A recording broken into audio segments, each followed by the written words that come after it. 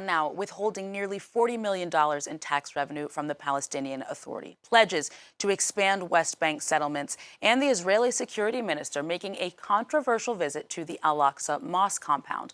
Well, the first months of Israel's most far-right government in its history presage a rather bleak outlook for peaceful relations between Israelis and Palestinians. So what might the near future hold for both sides of the conflict? For more on this, human rights activist Yehuda Shaul joins me now on Perspective. Thank you so much for coming on the show today. Thank you for having me. So after completing your own military service back in 2004, you, of course, were one of the co-founders of the NGOs Breaking the Silence. What did you see as a part of your time in the military that led to your co-founding this organization? So, again, I come from a right-wing background in Israel. I did my high school in a settlement in the West Bank. I served as an infantry combat soldier and a commander during the peak of the Second Intifada, the Second Palestinian Uprising from 2000-2005. I did about 2 years in the West Bank, and I've seen a lot. And in a nutshell, what I've done and seen there brought me to where I am today, politically and ideologically.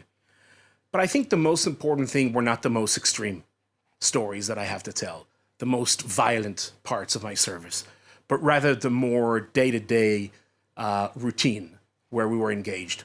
For example, one of the things we used to do a lot in the West Bank is what we called in the IDF making our presence felt.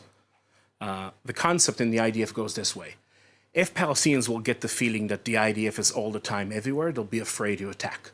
So what do you do to make them feel this way? You make your presence felt.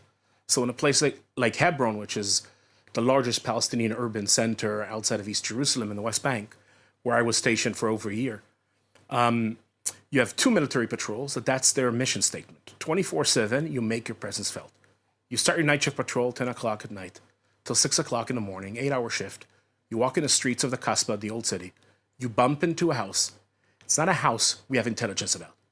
Yeah? It's not that you need a court, a warrant that a judge signs. It's a military dictatorship. A 19-and-a-half-year-old sergeant chooses a random house. You wake up the family, search the place.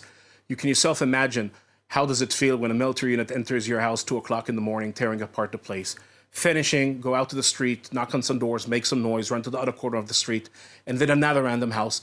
And that's basically how we pass our 8-hour shift. 24 hours a day, 7 days a week. Yeah, for years, for decades. This is how Palestinians live. Because the idea is that every Palestinian will feel the military is right here. You never know when we're going to show up, how it's going to look like, when it's going to start, when it's going to end. It's to do what we call in the military, and that's the mission statement, to create the sense of being chased, of being pursued, inside the Palestinian population.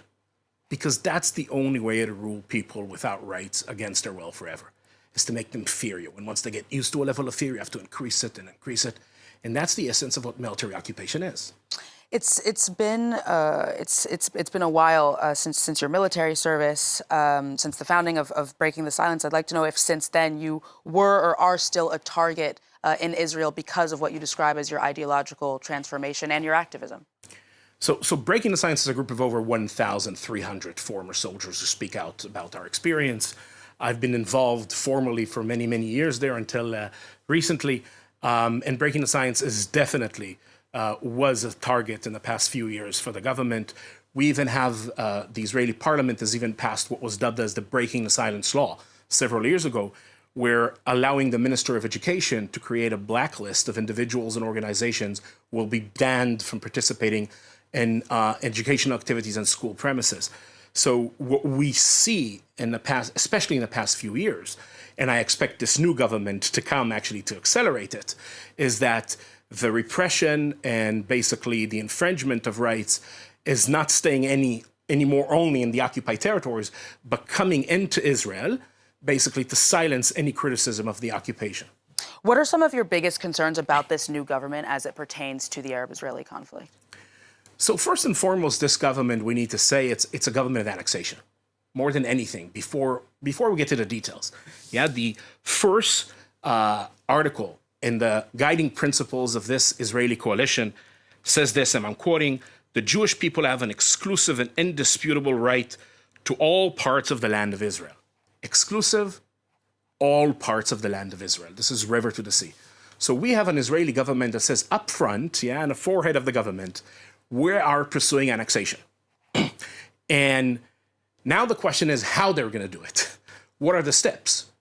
But even more important, the question is, will the international community react and push back against this? Yeah, because the entire conclusion of this Israeli government policy, retroactively approving outposts, unauthorized outposts, settlement outposts in the West Bank, accelerating the takeover of Palestinian private land, basically further institutionalizing the impunity that security forces enjoy in the occupied territories, massive expansion of settlements and settler infrastructure, et cetera, displacement of Palestinians, yeah, all these things amount to annexation. Now, we have another example today where annexation has taken place, and we see how the international community reacts. And I'm talking about Russia and Ukraine.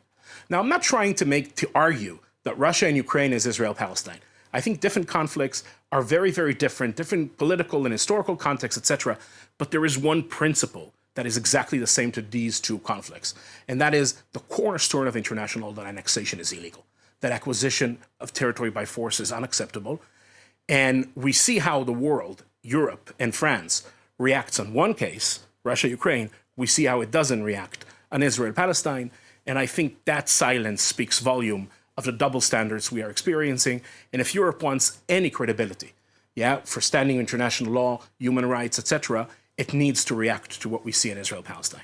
Yehuda Shaul, we only have about a minute left, but I do want to ask you spoke a lot about what the international community there can and should be doing, but I do want to know what's your take on the opposition in Israel, on the left wing in Israel. What is this? We've seen protests in recent days about the proposed judicial reforms, but is the Arab-Israeli conflict a part of the opposition's priorities?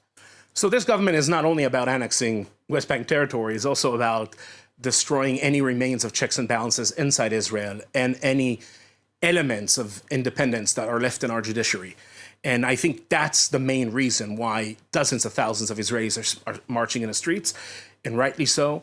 And sadly enough, the elements of what this government is planning to do in the occupied territories are not part of this protest. Still, I think we should welcome this protest. I'm very encouraged by this. I hope that will mitigate the measures and steps that this government will take inside Israel. But I also hope that this will serve as a cry out to the international community to step in and help us, to basically mitigate and push back against the plan of this government. Yehuda Shaul, that's all we have time for. Thank you so much for joining us on the show today. It was a pleasure to have you. Thank you for having me.